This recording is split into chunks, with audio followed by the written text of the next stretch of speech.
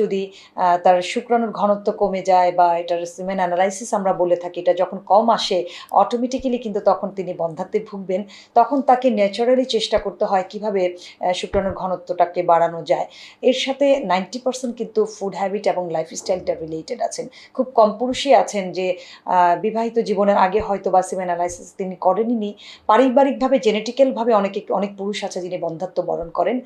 সেটা হয়তো অনেক পুরুষ নিজ থেকেই জানার কথা। বাট অনেকে আছে শুধুমাত্র নিজের গাফিলতির জন্য, নিজের চলাফেরার জন্য বা জীবনযাত্রা ঠিকমতো না করার জন্যই কিন্তু তার এই শুক্রাণুর ঘনত্ব কমে যেতে পারে এবং তার তখন বন্ধ্যাত্ব বরণ করতে হতে পারে।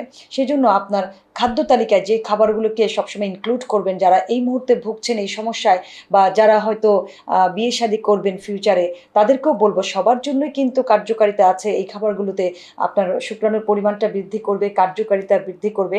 সেরকম কিছু খাবারের মধ্যে সবচেয়ে ১ নম্বরে যে খাবারটার কথা বলব সেটা হলো আখরোট। এটা কিন্তু ২০১২ সালে আমেরিকান একটা ইউনিভার্সিটিতে এটা গবেষণাও হয়েছে।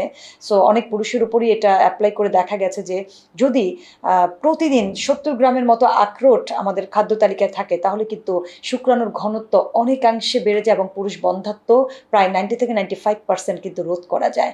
এর আখরোটের পরে যে সেকেন্ড অপশনটার কথা আমি বলব সেটা হলো ডার্ক চকলেটের কথা আমরা অনেকেই শুনেছি।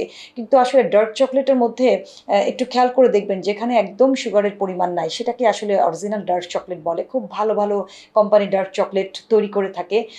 একজন পুরুষ যদি সপ্তাহে ৩ দিন করে সেম ৭০ থেকে ৯০ গ্রাম ডার্ক চকলেট তার খাদ্য তালিকায় রাখেন, এতেও শুক্রাণুর ঘনত্ব বেড়ে যায় এবং এর কার্যকারিতা বেড়ে যায়। থার্ড হলো লাইকোপেনযুক্ত খাবার। অর্থাৎ লাইকোপেন বলতে একটা কালারকে আমরা সবসময় টার্গেট করে রাখি। যে খাবারগুলোকে লাল রঙের থাকে বিশেষ করে সেগুলো লাইকোপেন ক্যারি করে থাকে। বিশেষ করে টমেটো, গাজর, লাল ক্যাপসিকাম, স্ট্রবেরি, ইভেন দো তরমুজের কথা বলব যেগুলোতে প্রচুর পরিমাণে লাইকোপেন আছে। এগুলো খাদ্য তালিকায় যোগ করলে যেমন শুক্রাণুর ঘনত্ব কার্যকারিতা বৃদ্ধি পাবে, তেমনি কিন্তু টেস্টোস্টেরনের মাত্রাও আমাদের শরীরে বৃদ্ধি পেয়ে যায়। সো পারিবারিক লাইফেও কিন্তু একজন পুরুষের পারফরমেন্স তখন ভালো থাকে।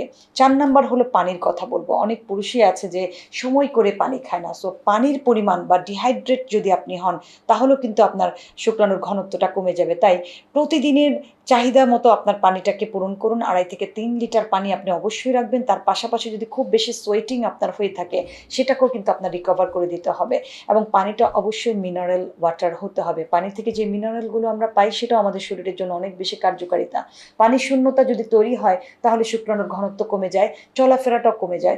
শুক্রাণু একটা স্পিডে কিন্তু আমাদের বডিতে চলে। তো যখন আপনার পানির পরিমাণটা ঠিক থাকবে তখন শুক্রাণুর স্পিডও কিন্তু অনেক ভালো থাকে। পাশাপাশি বলব যে আমাদের দেশীয় বাদাম অর্থাৎ চীনা বাদামের কথা বলব যেটা প্রচুর পরিমাণে জিঙ্ক ক্যারি করে থাকে।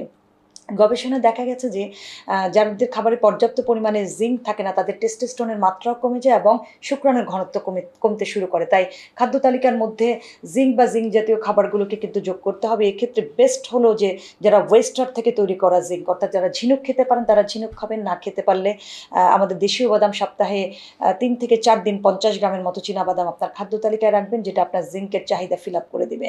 ডিম তো একটা জনপ্রিয় খাবার যার কথা না বললেই নয়, যেটা আপনার মানসিক অবসাদ দূর করবে। বি কমপ্লেক্স পুরোটাই আপনি ডিমে পাবেন এবং তার পাশাপাশি আপনি কলিনকে পাবেন। তাই প্রতিদিন আপনার শুক্রাণুর সংখ্যা বৃদ্ধির জন্য, টেস্টোস্টেরনের মাত্রা বাড়ানোর জন্য আপনার খাদ্য তালিকায় আপনাকে অবশ্যই ২ টো ডিম যোগ করতে হবে। একটা আপনি পোচ করে খাবেন, একটা আপনি বয়েলড করে খাবেন। এতে আপনার শুক্রাণুর মাত্রা অনেক বেড়ে যাবে এবং মানসিকভাবে আপনি অনেক বেশি স্বাভাবিক এবং সুস্থ থাকবেন।